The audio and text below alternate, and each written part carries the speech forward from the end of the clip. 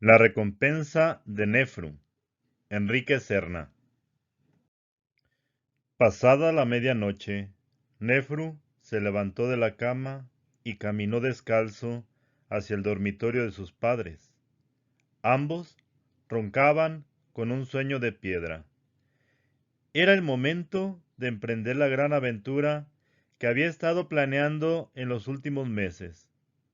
Suti, su mono, le saltó a los hombros con ganas de jugar y tuvo que apartarlo de un manotazo.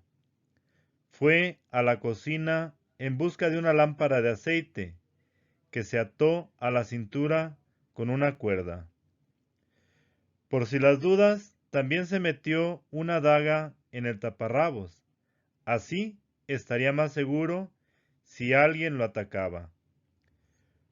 Con el mayor sigilo, abrió la reja de bambú que daba a la calle. Estaba desierta y solo se escuchaban a lo lejos los aullidos de los lobos y el ulular de las hienas.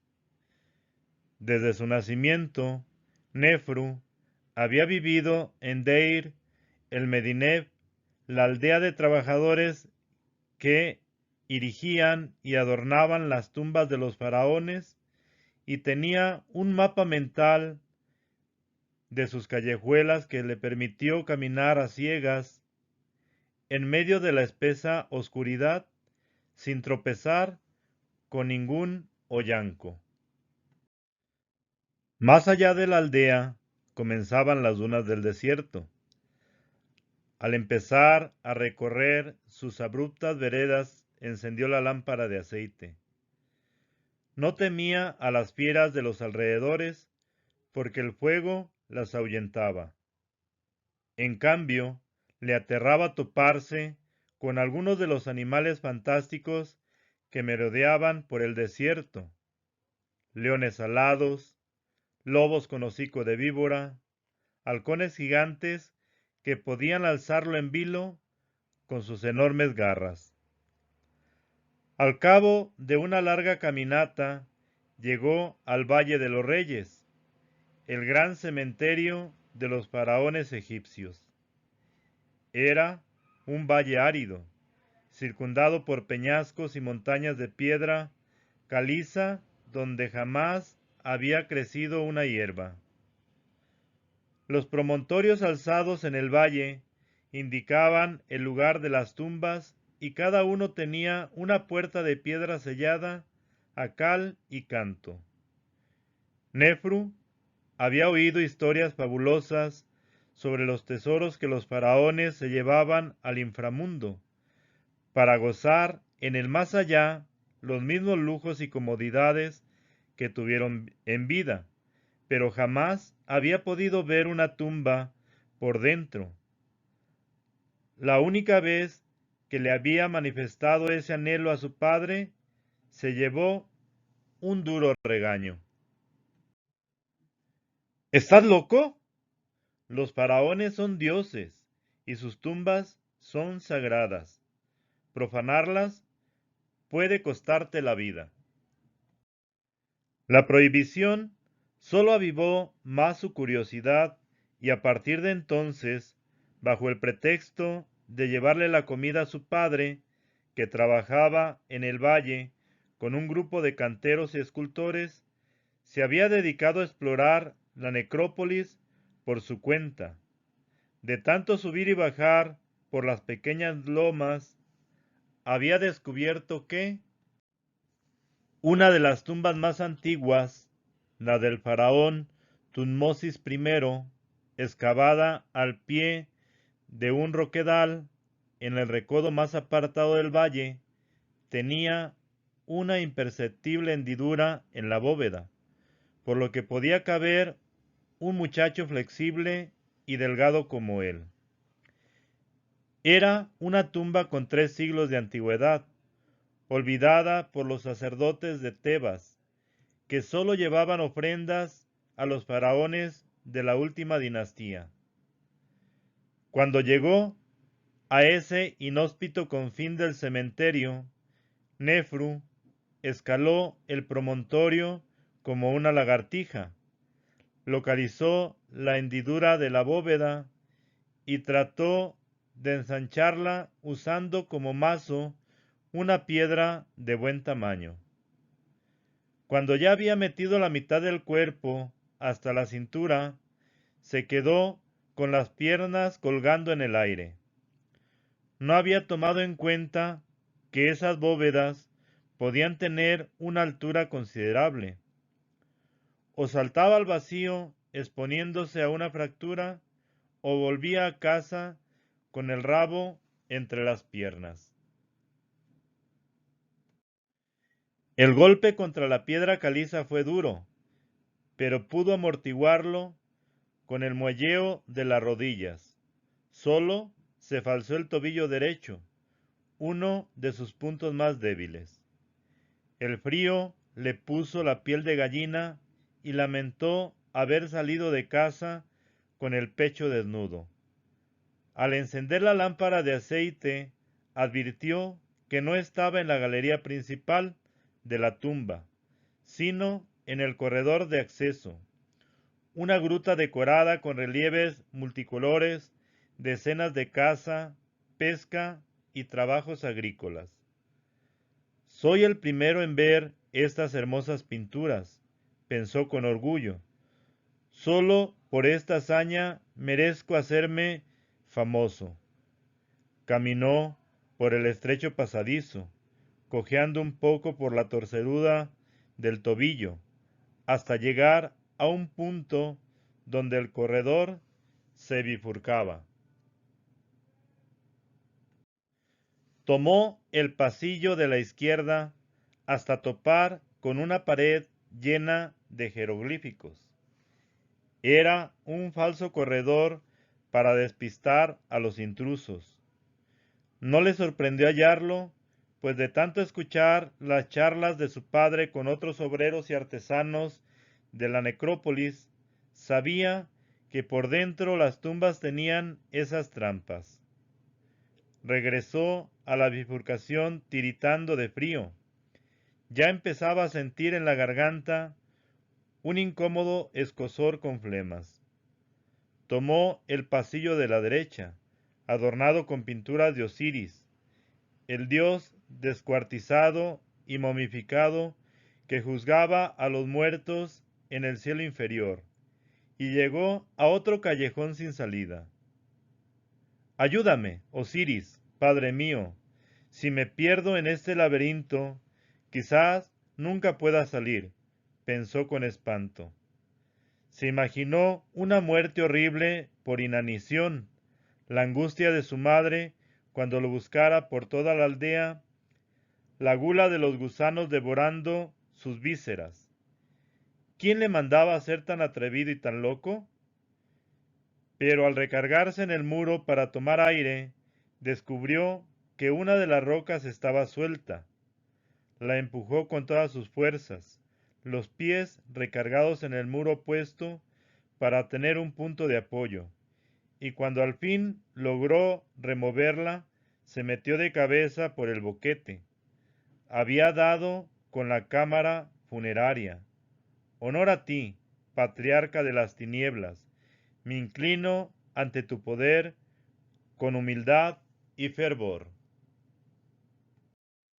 En la bóveda del techo estaba pintado un cielo azul oscuro con estrellas doradas, el emblema de la diosa Nut, la señora de la noche, también llamada la vaca del cielo, que se tendía con el cuerpo arqueado sobre su marido Geb, el dios de la tierra. Ambos habían procreado a Osiris en el principio de los tiempos. Como los muertos se unían al sol en su peregrinaje nocturno, debían quedar cobijados por el firmamento.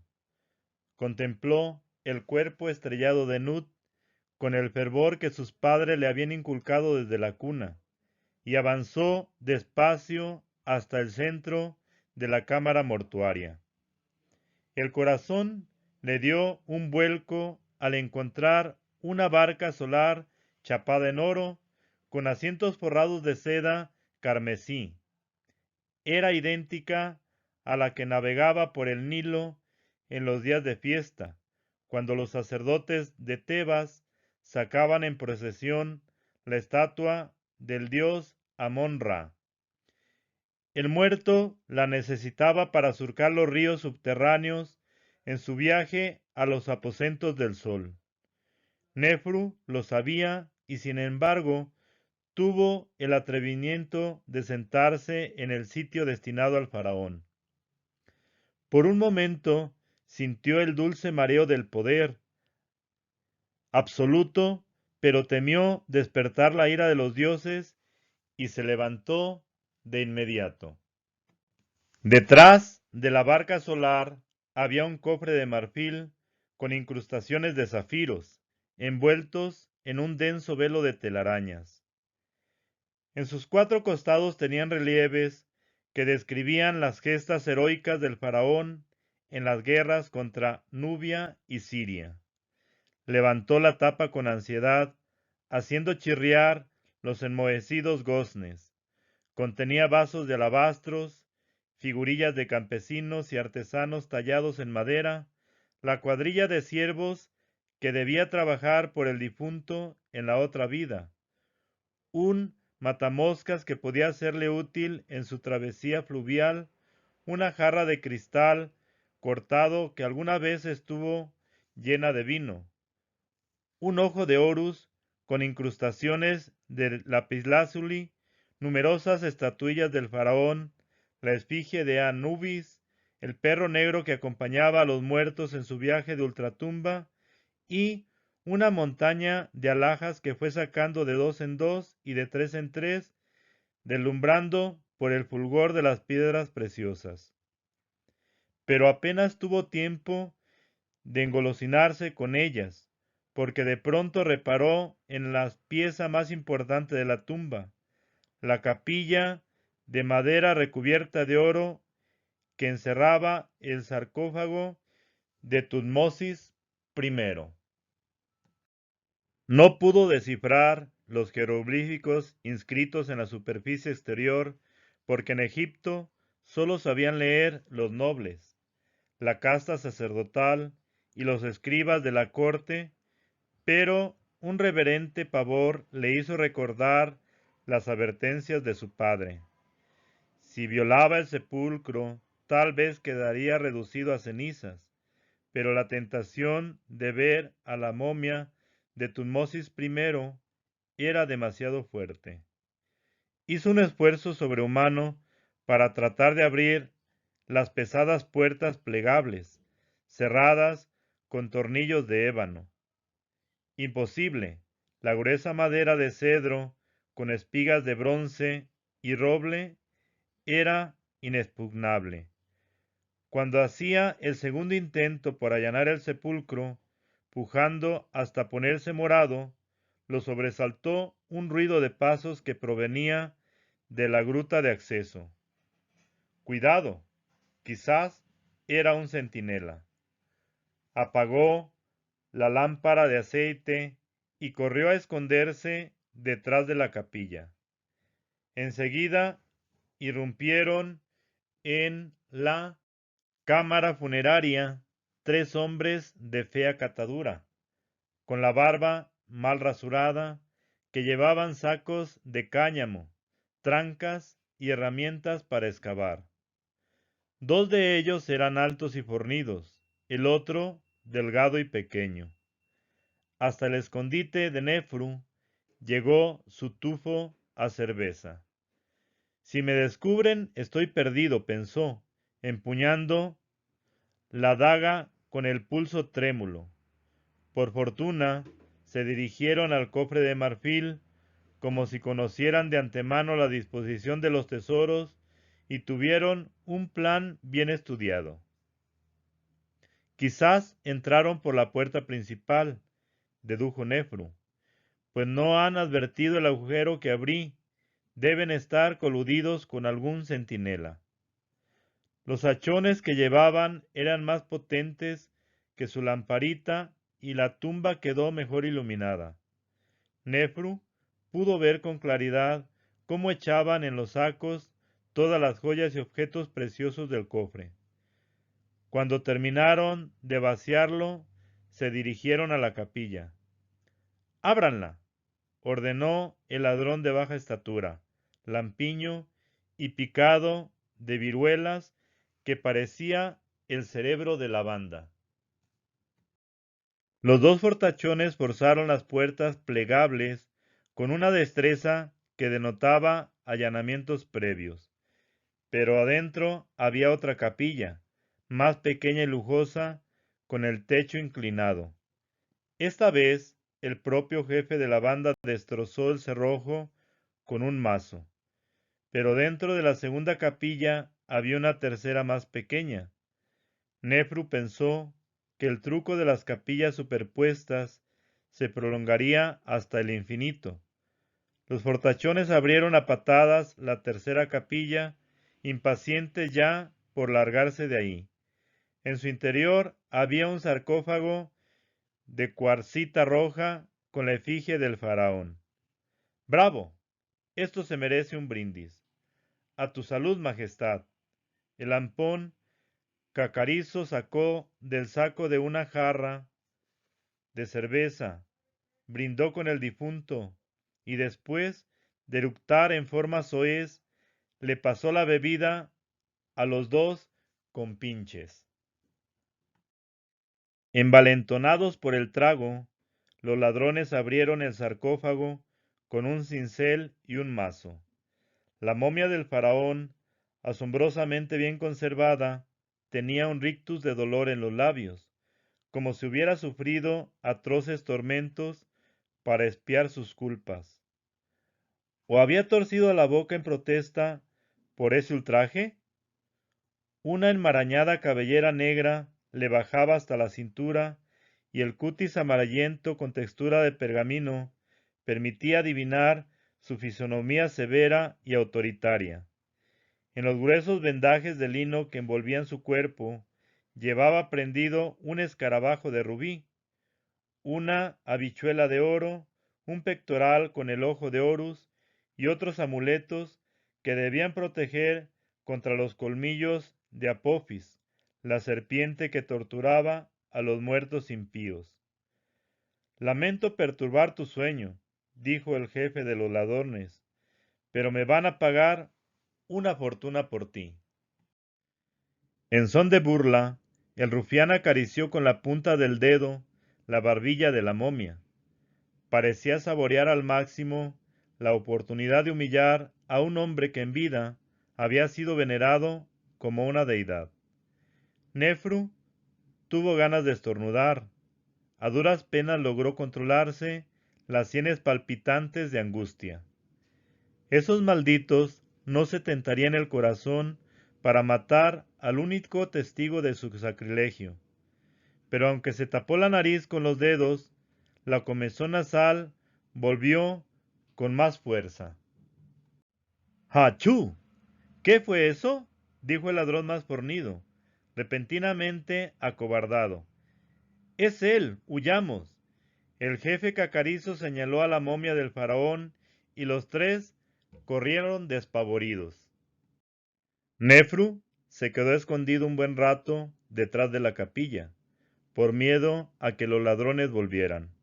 Finalmente se atrevió a salir, sorprendido por el efecto improvisto de su estornudo.